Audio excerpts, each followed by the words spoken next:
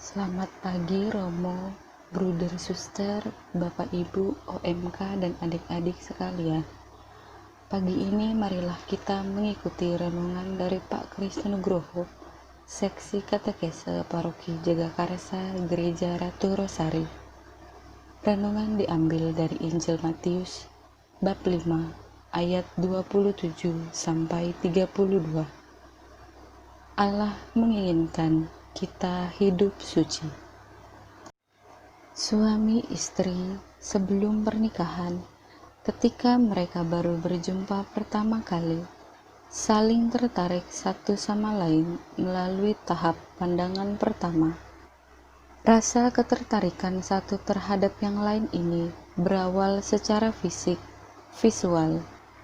Kemudian lama-lama, dengan berjalannya waktu, rasa ketertarikan ini berkembang dan lalu melangkah lebih jauh dengan proses perasaan atau emosi.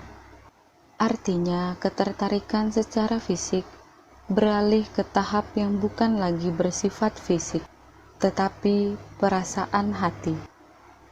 Akhirnya, mereka memutuskan untuk melangkah menuju janji setia satu terhadap yang lain dan juga terhadap Allah dalam sebuah pernikahan. Sejak semula, Allah menghendaki perkawinan antara seorang laki-laki dan seorang perempuan berlangsung selamanya, seperti tertulis dalam kitab suci Perjanjian Lama.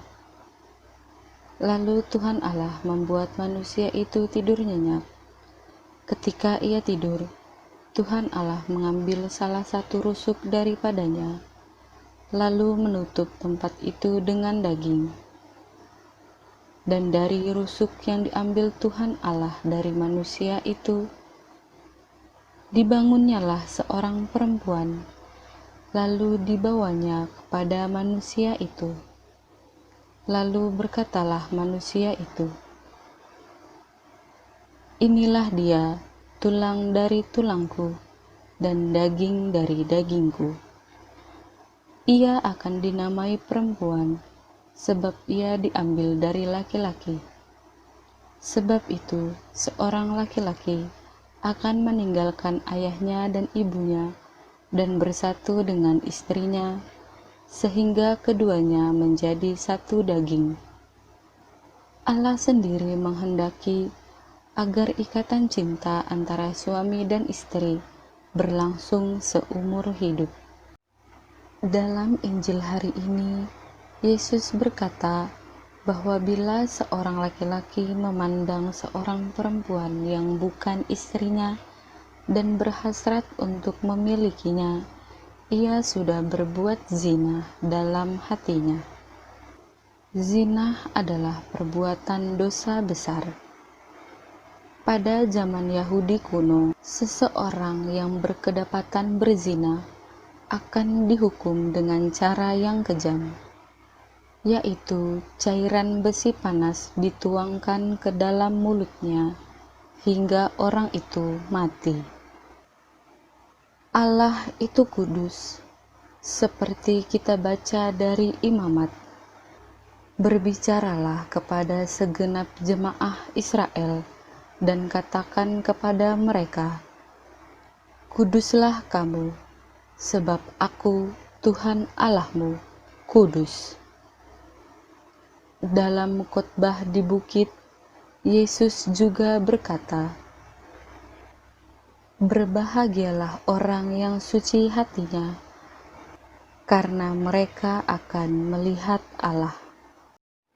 Yesus mengingatkan agar kita membasmi sumber dosa kita sampai akar-akarnya.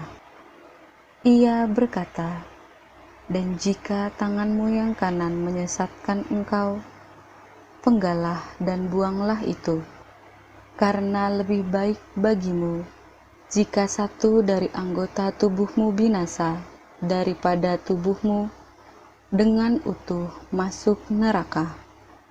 Bila kita menginginkan kehidupan abadi kelak, hendaklah kita sempurna seperti Bapa.